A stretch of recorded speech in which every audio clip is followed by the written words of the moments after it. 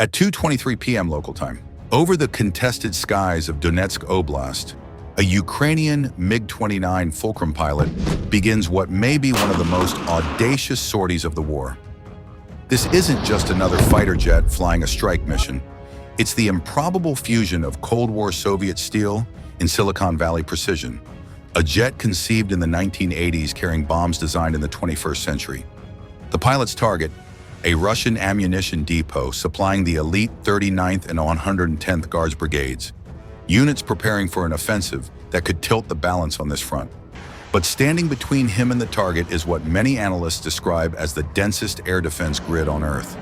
To reach his objective, the MiG-29 must thread its way past layers of Russian systems, S-400 Triumph long-range radars, Buk M3 medium-range batteries, Tor M2 point defenses, Pantsir S-1 gun missile hybrids, and even a patrolling Su-35 Flanker E fighter jet hunting for intruders. It is a gauntlet designed to annihilate precision strike aircraft, and the Fulcrum is flying right into it. The MiG-29 is a fourth-generation Soviet fighter designed in the late 1970s to counter the American F-15 and F-16. Agile, twin-engined, capable of Mach 2.25, it was never intended to carry Western precision-guided bombs.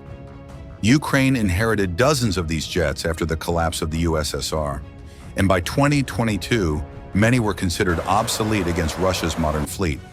But Ukrainian technicians, working with US and NATO advisors, achieved the improbable. Integrating JDAM-ER, Joint Direct Attack Munition, extended range, kits onto a Soviet airframe. These kits convert unguided Mk-82 and Mk-83 bombs into GPS-guided glide weapons with ranges of 70-80 kilometers, depending on release altitude. This marriage of platforms symbolizes the war itself: improvised, adaptive, and desperate, but effective. The MiG-29 pilot isn't flying a stealth F-35. He's flying a Cold War workhorse, jury-rigged to carry precision weapons far outside its design envelope. Intelligence identified a major Russian ammunition storage site in Donetsk Oblast. The depot supplied artillery battalions, rocket brigades, and armored units of the 39th and 110th Guards. Satellite imagery showed convoys delivering shells, propellant charges, and anti-tank missiles daily. Destroying this depot would delay offensive operations by weeks and degrade Russian firepower across the sector. But the depot wasn't undefended. It sat behind integrated air defense zones with overlapping coverage from long, medium, and short-range systems. For a strike jet, this was the equivalent of flying through concentric minefields in the sky. S-400 Triumph, long-range radar and missile system capable of tracking 300 targets simultaneously, engaging at ranges up to 400 kilometers. Its radars can detect a MiG-29 at high altitude long before the pilot enters launch range. Buk M3, mobile medium-range system, effective out to 70 kilometers against aircraft, cruise missiles, and drones. Its advanced phased array radar complicates evasion tactics. Tor M2, short-range, rapid reaction point defense, designed to shoot down bombs, drones, and low-flying jets at ranges under 16 kilometers. Pantsir S-1, hybrid gun missile system with 30mm autocannons and SAMs, a nightmare for strike aircraft flying low and slow. Su-35 Flanker E, a Russian air superiority fighter with Irbis-E radar capable of tracking stealth aircraft, armed with R-77 and R-37M long-range air-to-air missiles. This layered defense is designed so that if one system misses, another engages. It is redundancy through saturation, and Ukraine's pilot knows that once he's detected, multiple kill chains will activate. The MiG-29 takes off loaded with two JDAM-ER bombs, mounted underwing via custom pylons, along with external fuel tanks. Climbing to 35,000 feet, the pilot knows he has only minutes before Russian radar locks onto him.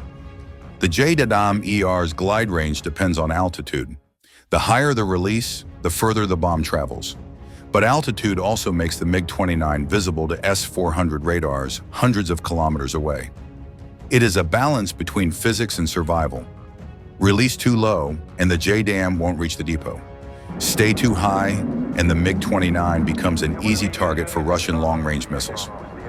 At long range, the S-400 radar arrays begin painting the MiG-29. The pilot's SPO-15 Beryoza radar warning receiver lights up, tones screaming in his headset. The system indicates surveillance radars tracking, then engagement radars locking. He banks hard, dives from 35,000 feet down to 5,000, using the curvature of the earth and terrain, masking to break lock. Each maneuver burns fuel. Each second spent jinking is a second closer to Russian interceptors vectoring in.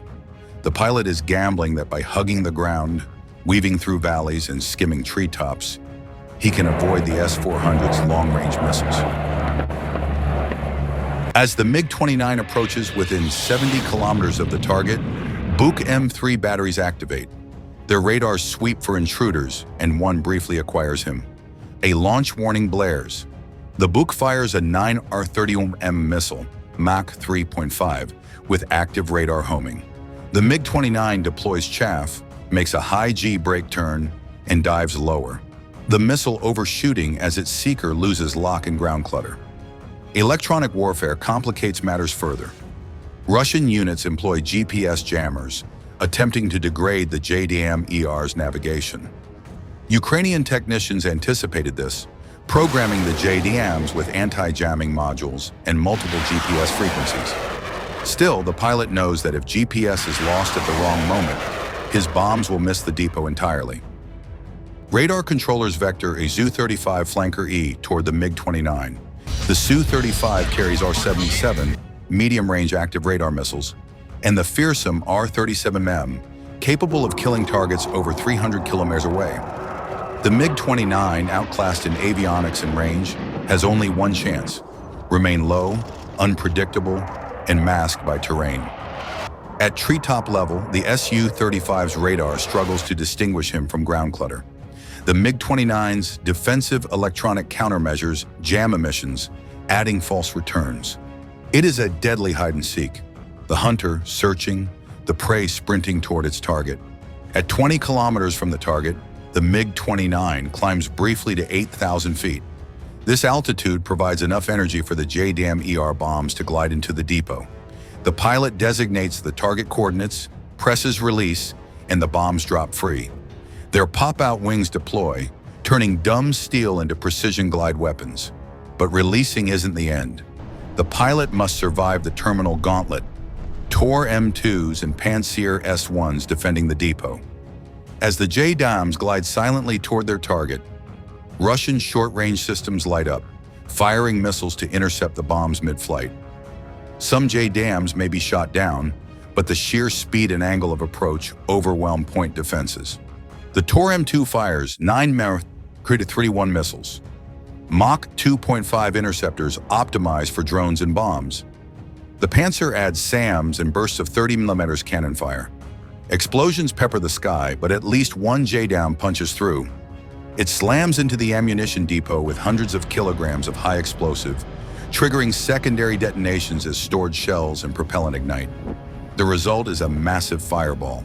Ammunition cooks off, secondary explosions ripple across the site. Within seconds, the depot is an inferno. Russian forces lose not just munitions, but morale. The supposedly invulnerable air defense grid has been penetrated. With bombs away, the MiG-29 dives back to treetop level, pushing engines to afterburner. But fuel is critical.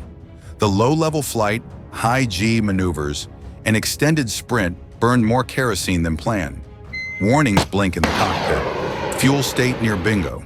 Behind him, the Su-35 searches, but without radar lock, it cannot safely fire long-range missiles. The MiG-29 darts westward, weaving, deploying decoys when radar locks flicker. It is a desperate race against physics, speed, distance, and dwindling fuel. By the time the MiG-29 crosses back into friendly airspace, his aircraft is battered, low on fuel, and the crew exhausted. But the mission is a success. Satellite imagery later confirms the Russian depot destroyed, supply convoys rerouted, and artillery brigades delayed for weeks. Russian propaganda initially claims the depot suffered minor damage, but intercepted communications reveal panic. Air defense commanders demand explanations. How did a Soviet-era MiG-29 carrying American bombs break through the vaunted S-400 shield? This mission is more than one strike. It demonstrates a new paradigm in warfare: improvisation over doctrine. Soviet jets carrying NATO weapons, wired together with ingenuity, survivability through adaptation, flying low, exploiting gaps, accepting risks no Western doctrine would approve. Psychological warfare. If one MiG-29 can break through, others can follow. Air defense crews now hesitate, questioning the reliability of their systems. The destruction of the ammunition depot cripples Russian logistics, but the greater damage may be psychological. Russia's air defenses, once marketed as impenetrable, have been proven vulnerable. At 14:23 over Donetsk, a Ukrainian MiG-29 pilot bet his life against one of the most lethal air defense networks on Earth. Armed with bombs his jet was never meant to carry, he flew through layers of missiles, radars, and interceptors, delivered his payload, and survived. It is the story of aviation warfare reinvented on the fly, of a nation forced to adapt, innovate, and improvise under fire. A Cold War fulcrum carrying Silicon Valley bombs, defeating 21st century defenses through courage, engineering, and sheer will. This wasn't just a strike, it was a message. No system is invincible, no defense impenetrable. In modern war, ingenuity can be as deadly as firepower.